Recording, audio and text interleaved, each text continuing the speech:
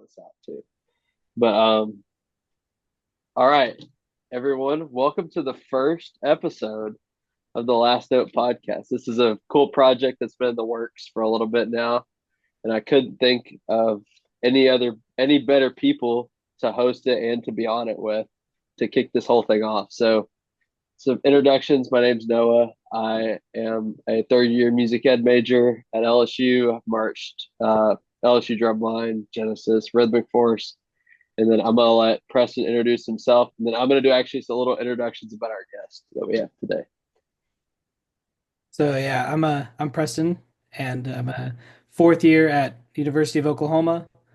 I've been on Genesis with Noah and our guest here, and also 4 years on the OU drum line. Served as the section leader this past year, and also plenty of time with the OU Wind Symphony and OU Percussion Orchestra. Several ensembles involved in that, and currently student teaching middle school and high school percussion.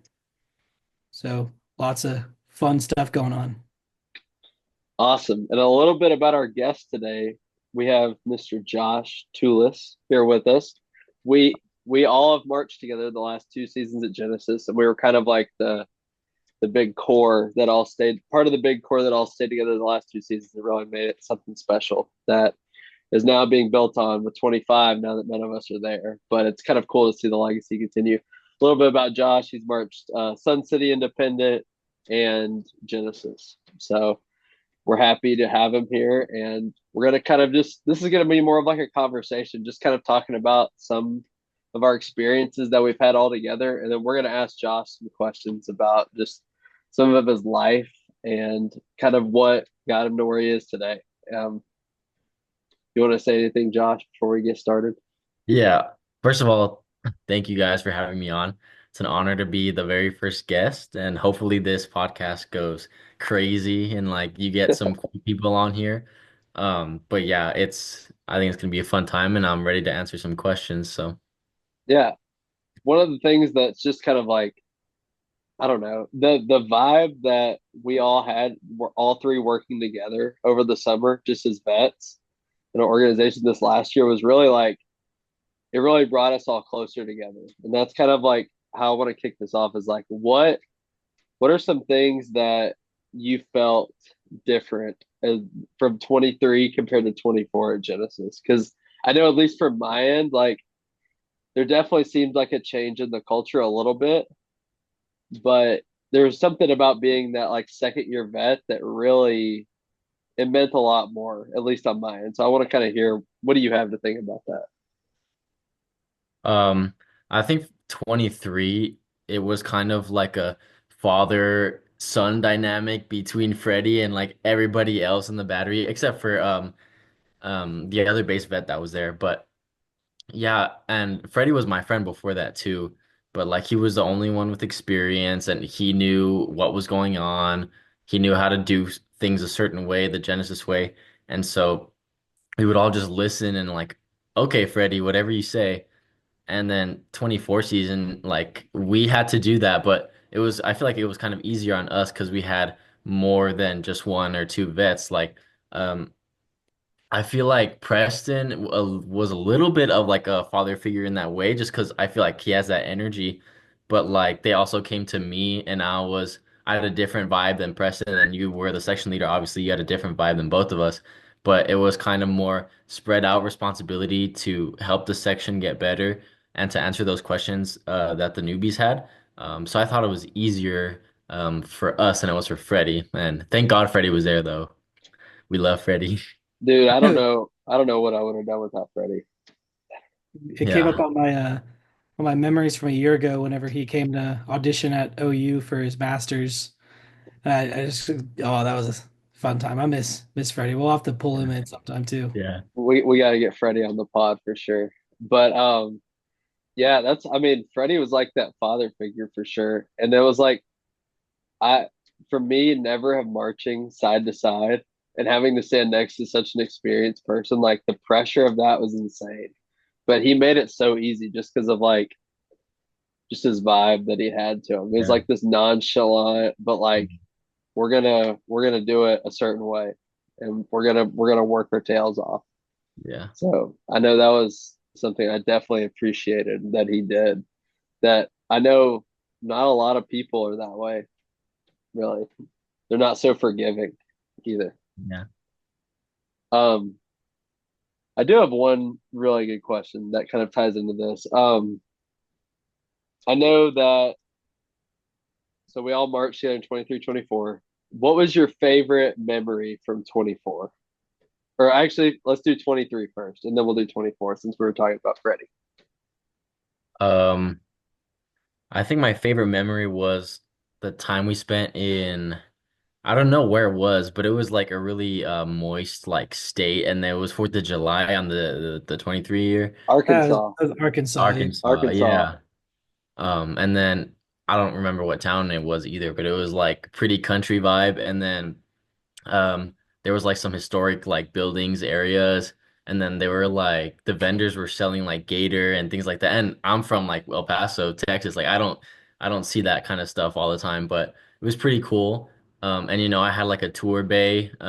Shout out Shakina, but she was with me and she made that day special, and like all the battery guys were kind of split up doing their own thing, but it was a really cool day. And then we met up at the end on the field and watched like the fireworks because you can see it from the field. That was really special. Whenever it's a tiny town and they got the lead fire truck ladder extended all the way, hanging the American flag, it's going to be a good Yeah. celebration. I completely forgot about that day, man. That was a good day. With Yeah, I all love it. the like we had been eating like crap for like the last 2 weeks, and then all of a sudden like we just get these like food trucks and we all just gorge ourselves. I mean, I think Some we're of the all I some of the think best chicken bacon ranch fries I'd ever eaten. well, I remember those. Dang man, that's good. And we were all like wearing like town clothes, and it was just like a breath of fresh air. Because I mean that was the field. So we weren't on the main field, but we were on that little side field with like the really tall grass. It was Oh like yeah. we were doing like this like vis block with the brass or whatever, and it was like slanted. It was really weird. We went there, didn't we go there in 24? Nah. No, we didn't make We it to didn't. that's We because didn't. we went west Oh yeah, instead. that's right. That's right. That's right. But yeah, I remember this really tall grass on this field, literally right next to the big one. But and it was so miserable. And then they told us we could go out that night. I was like, whoa, this is nice. But My favorite memory of that place is just I remember it was we were in one block and Carson was still learning some of the shows since he'd come on late, and like they were talking over the mic or something, no one was playing, and then all of a sudden you just hear gah gah gah gah from the distance, and it's just Carson beating the crap out of his drum because he can't memorize this one chunk of part four. he's just mad. And like, I think he was, yeah, like we were having ensemble and he was just off in the distance. I do remember that. I think, if I remember right, I think Freddie or Greg like went to go check on him or something. I think So, so. like, hey, you all right, man? Like, it's gonna be okay. But oh man, that was a good day. Um, okay, let's go back to 23. What was like who was your favorite instructor from 23? Like what instructor made the most impact on you in that summer? Um, I like Emilio and Elliot both like a lot. I don't know if I'm like not remembering somebody, but I think they stood out to me the most. Um, Elliot, I mean Emilio was with us both years, so I have a better relationship with him, but Elliot was really cool. He was kind of like he kind of reminded me of Tarzan because sometimes he'd just like not have a shirt on and he had like long hair and he was kind of like muscular. But like he definitely knew what he was talking about and he was a great player. He marched Monarch and BK and Colts. Um, and like just his vibe, he would never really get mad or anything, and um he would be forgiving about stuff like that because at the end of the day it's just band. Like there's no reason to be like that mad about anything, but You know, um yeah, his vibe was pretty cool. It's I remember that one day, I think it was in Arkansas too. He was telling us that extractor fan joke or whatever that Oh lasted like yeah. 5 minutes and we were just Oh, standing there. oh, I remember That that. was Tried funny. telling that one. I can't do it the same. It just he's got such a way with that joke. Yeah. He has Yeah. That was not funny. changed a single bit because he's at RF every Yeah. weekend. He's the exact same goofy dude. He rolled up in last weekend like 2 hours late with his hood up, with shades on, full sweats. That I we're know like, it's the we're like, fit. we're like, hey man, how's it going? He goes, hi, and then he proceeds to just put his backpack down. He comes out this on the floor like that was dirty. Do it again. Yeah. And then we're like, I'm like, this is the same dude, but it's definitely been I would say it's kind of cool to see like the indoor side of it with Elliot and Mikey both Yeah. in versus them in outdoor, or especially like Mikey's the head person over the battery at RF, Mhm. and it's definitely different. Like he can run a rehearsal really really well, and I appreciate like the vibes he brings to that. Like we're gonna be professional about it and we're gonna do it a certain way, but it's gonna be really chill and relaxed at the same time. So that's been kind of a cool dynamic to see the contrast. Yeah. And Elliot would never stray away from telling you if something wasn't good either. Like that's what makes the best instructors. Like they'll be really chill with you, but like when it's time to do the thing and you weren't good, they're gonna tell you. And like that's how you know you have to get better. Because you never want anything to be like sugar coated or whatever. You want to know how to get better. And he was always like good about that. And he would never make you feel bad either. Sometimes like I would feel bad with other instructors because they I don't want to say Tyler made me feel bad, but sometimes Tyler was a little like a little hard.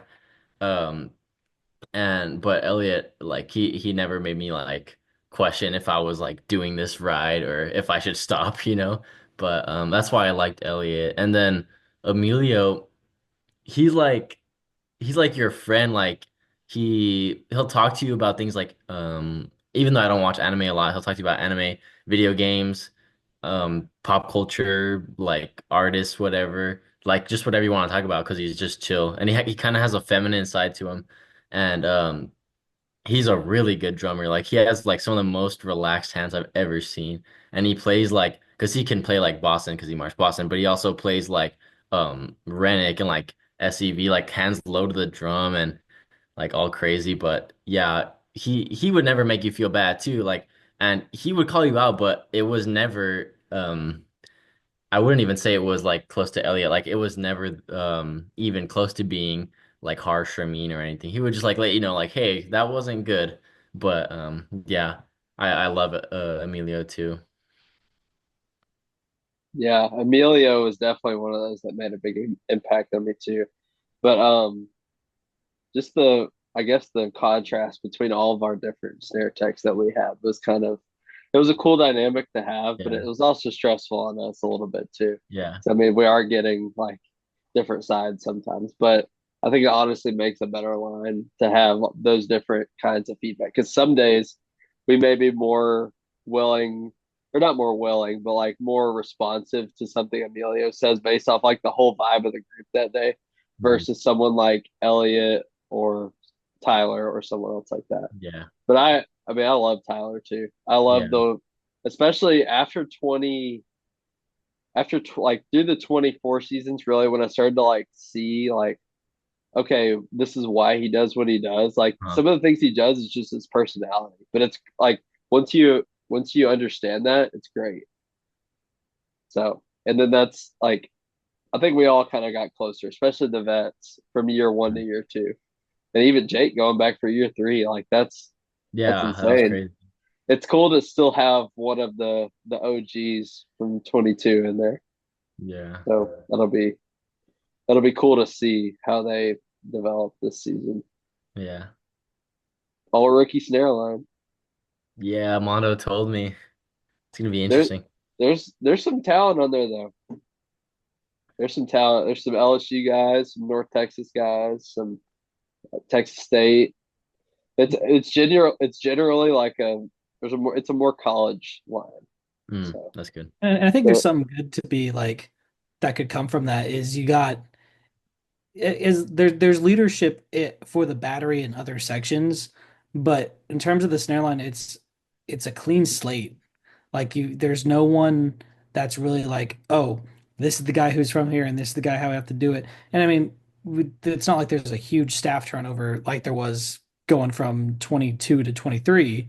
Uh, but I think that also kind of helps too, is you have a really established staff now, and then kind of a clean slate of young talent that you can really like dig into. Now, it's always great to have vets and stuff, but I think it's kind of a cool opportunity to build some, just build from this foundation of the snare line. And then hopefully you get kind of like the three of us, Genesis 26, you got three solid guys, maybe even more that come back to the core. Yeah. Yeah, for sure. I like just kind of seeing the.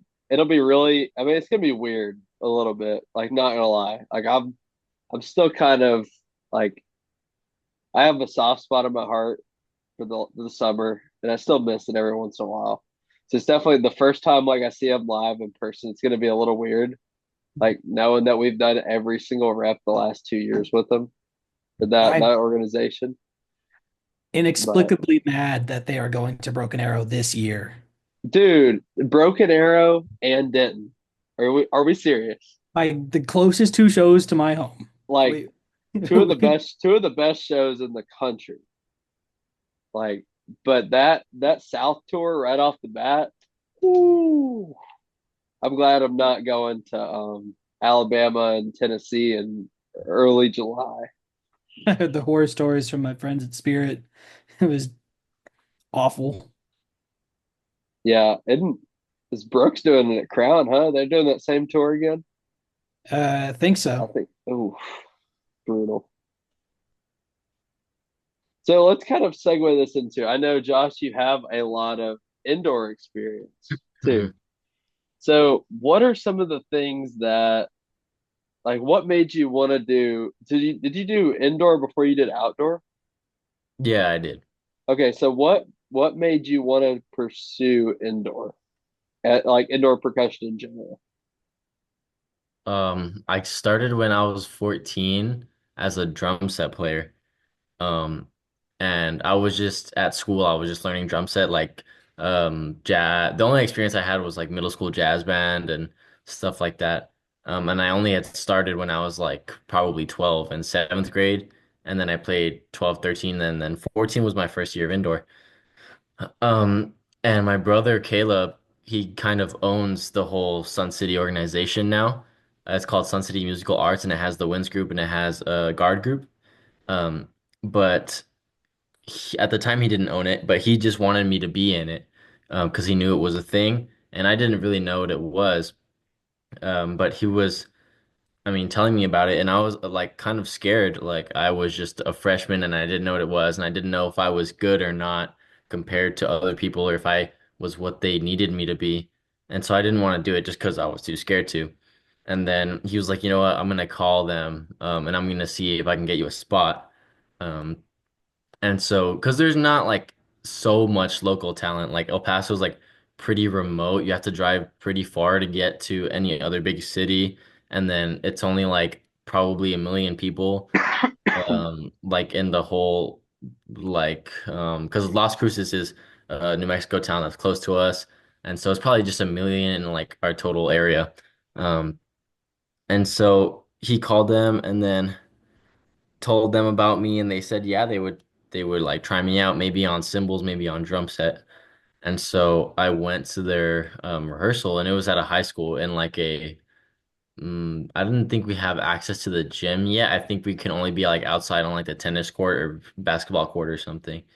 And so they were learning drill already. This was like January and I was like so confused with how to read the drill because it's different. Like It you don't is so have, different. yeah. I didn't know how to like. I was confused as well. It's Yeah, the way wild. the way they did it was like the grid system. Um, and on at Sun City now, we actually do use like how you would do it in outdoor, like with the this many outside of the 45 or whatever, and then but they were like using the grid system, and you have to find like your point on the grid and whatever. And I was confused with that. And I was trying out symbols for a little bit, and I was just like running around, and I didn't know what was going on. And then after like lunch, I guess I went in and played drum set with them.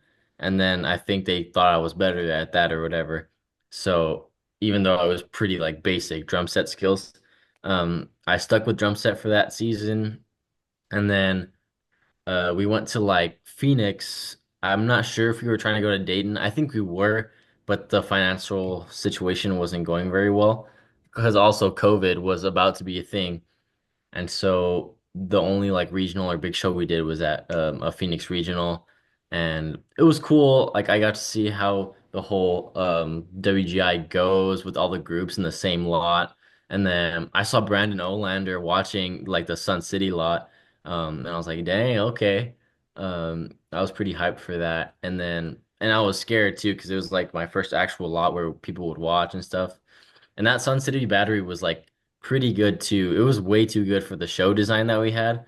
And so we performed and then we got like third out of three, just because the show design wasn't great and we didn't have all our props in and all that stuff. Um, but then yeah, I switched to well, the COVID year happened, so there was no indoor like there was no Sun City. And then it pretty much died, to be honest. And then my brother brought it back via his own like will, and he wanted it to like continue for the city. And he's a trumpet player, right? He's not even a percussionist. And so he started it. Um and then I basically just had to do it because like it was kind of started for me to do it again. And so I wasn't confident in trying for snare yet. Um and so I was doing bass while there were like other people auditioning for snare, barely any tenors, whatever.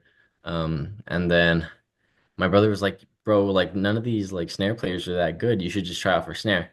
So I did, and then I um didn't get snare. I got bass, but then people left, and so I got my opportunity to be on snare.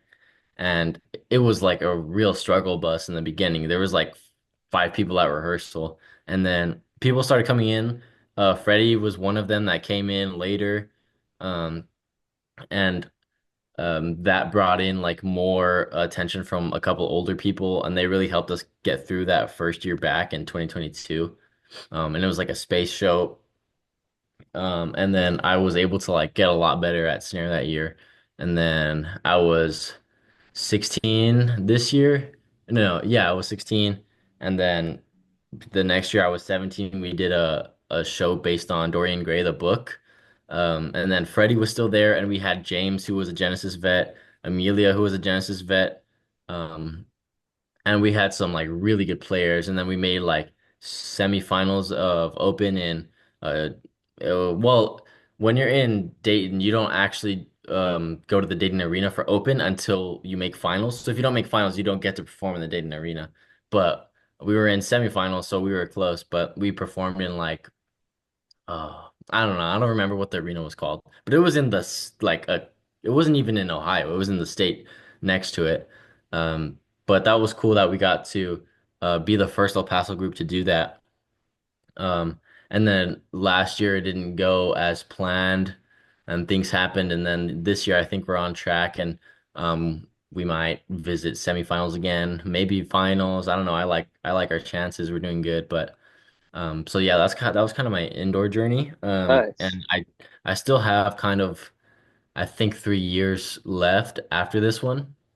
So I could still go to RF. I could go to like if I wanted, but I'm also trying to like go to doctorate school for PT. So I don't know how that would work, but yeah, Nice.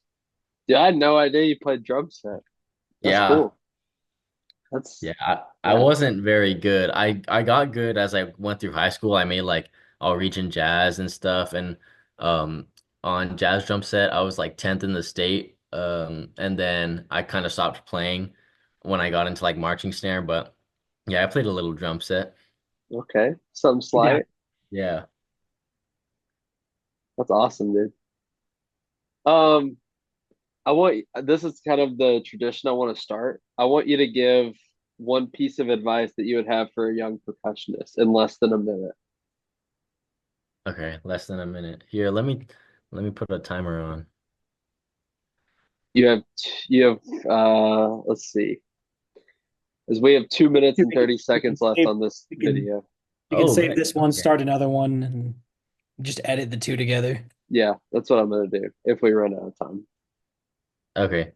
Um, what I would say is practice the things that you're not good at because for so long I was just playing the same things and I would get better at them, but I was already good at them. So it's people will watch you play it and be like, "Oh, you're good at this." But what's gonna stick out is the things you're bad at. And that's the same as how judges will judge your show.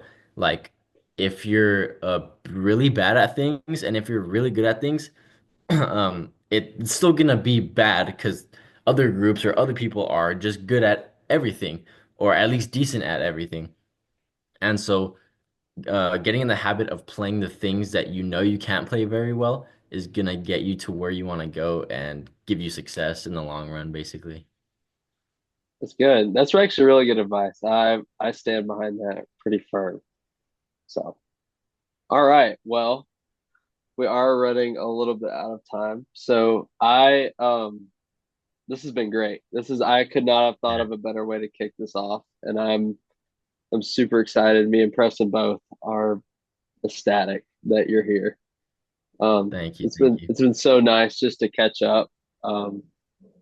And I mean, well, I know I'll see you soon at Dayton, Yeah. and I'll see you at you're gonna be at Dallas, right? Yeah. WGI. Dallas. So I'll see you in like 2 weeks or so. But Yeah. Got the Flow subscription purchased. I'll be watching. Flow Let's subscription is go. purchased.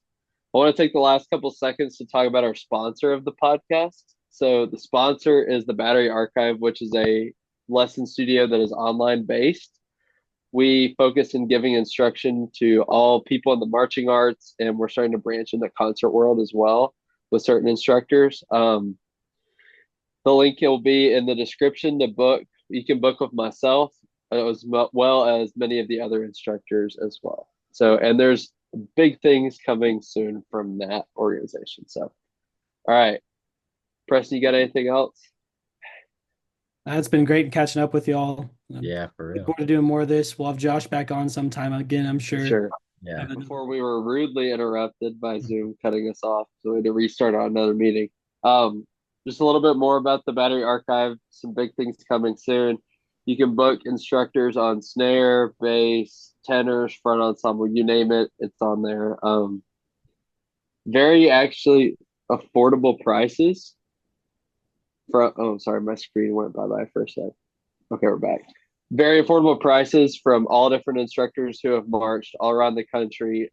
Pretty much any place you can think of, they probably we have an instructor that's marched there. So huge shout out to them for being the main power of this podcast.